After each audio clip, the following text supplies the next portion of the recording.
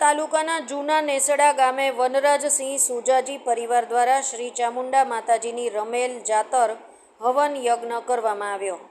પ્રાપ્ત વિગતો અનુસાર ડીસા તાલુકાના જૂના નેસડા ગામે વનરાજસિંહ સુજાજી પરિવાર દ્વારા શ્રી ચામુંડા માતાજીનો હવન યજ્ઞ રમેલ જાતર યોજાઈ હતી. આ પ્રસંગે મોટી સંખ્યામાં શ્રદ્ધાળુઓ દર્શન અને ભોજન પ્રસાદ ગ્રહણ કરી ધન્યતા અનુભવી હતી અને દર્શનનો લાભો લીધો હતો. જેમાં સૌથી અગત્યની બાબત વિશે વાત કરીએ તો સમગ્ર ગુજરાતમાં ચૈત્ર માસમાં નવરાત્રિ દરમિયાન દેવી દેવતાના હોમ હવન અને રમેલ જાતર પ્રતિષ્ઠા મહોત્સવની ઉજવણી કરવામાં આવે છે.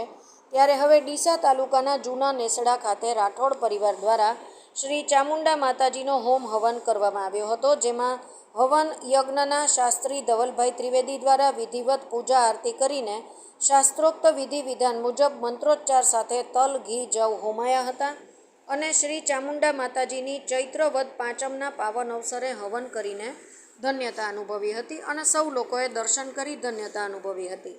જેમાં બુવાજી અનારજી ગોબરજી રાઠોડ, બુવાજી પરેશસિંહ વનરાજસિંહ રાઠોડ, વનરાજસિંહ સુજાજી રાઠોડ, ગંભીરસિંહ રાઠોડ, કલુસિંહ રાઠોડ, રઘુસિંહ રાઠોડ, સિંગર ધનરાજ નેસડા, ડાકલા માસ્તર વગેરે.